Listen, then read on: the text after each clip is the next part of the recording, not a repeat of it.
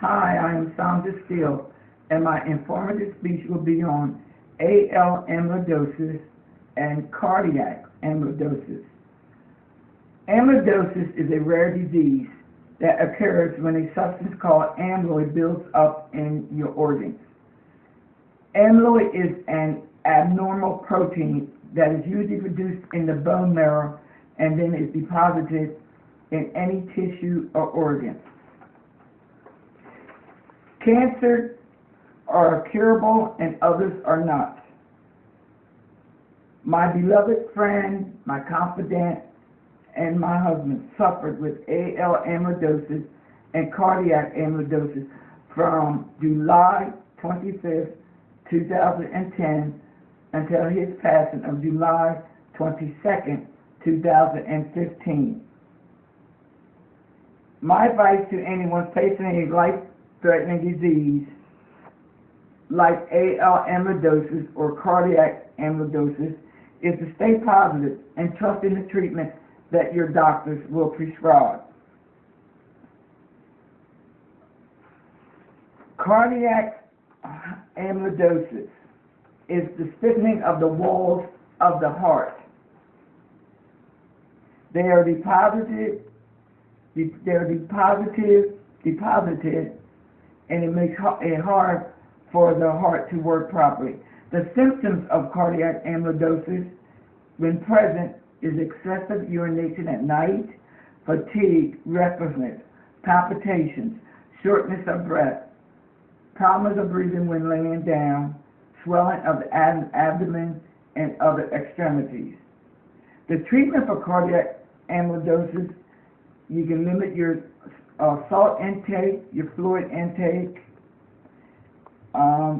chemotherapy. Some people have to have a pacemaker or a defibrillator put in, and some people actually have to have an entire heart transplant. The prognosis for cardiac amyloidosis is very progressive, it's very rare, and it's untreatable. There are treatment plans for this, but it's untreatable. The symptoms for AL amyloidosis, and the AL means American Light amyloidosis. The AL is American Light amyloidosis. And the symptoms may not show until the condition is well advanced, as it was for my husband. And the symptoms are swelling of your extremities, severe fatigue and weakness. He had shortness of breath. He had irregular heartbeat, very numbness. He had tingling. He had a very enlarged tongue, which prevented him from swallowing. His skin changed. He formed dark circles around his eyes, which is one of the symptoms.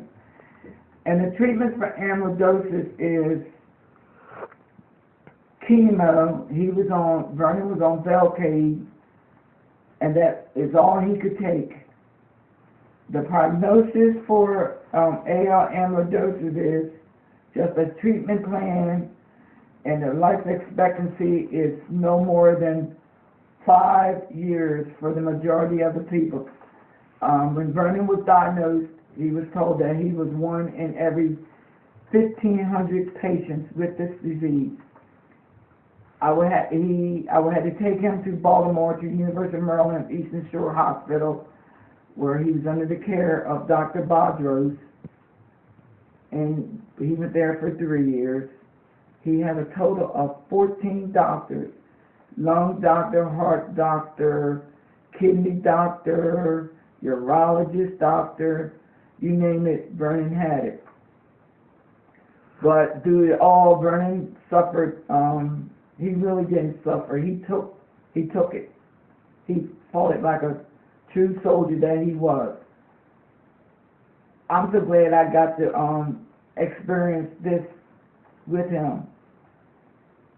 And if I had to do it over again, I would. But we have been told, and we were told, that because of not knowing how long it was in him because it was triggered. How we found out that Vernon had it, Vernon had went to the hospital during the night because of an injury he sustained. I brought him back home that next morning, and we were outside talking to the neighbors, and Vernon passed out. I took him back to the emergency room, and the doctor said the injury he suffered with his arm, he shouldn't have passed out from it. So Dr. Sweeney, who was our primary doctor, physician, ran tests on him, and about 4 hours later, they came back with the diagnosis of Vernon having AL amyloidosis, cardiac amyloidosis, and multiple myeloma. So my husband really suffered. But you know what? Through it all, we made it. He always went to the doctor, and we don't understand why it was never diagnosed before July 25th, 2010. Because he had many blood works done, he had many urine tests done, and the amyloidosis can only be detected through urine tests. So, in conclusion, this speech was kind of close to home for me, and I couldn't have done no other speech than to do this one for Vernon, AL amyloidosis and cardiac amyloidosis. Take care. See you on the next speech.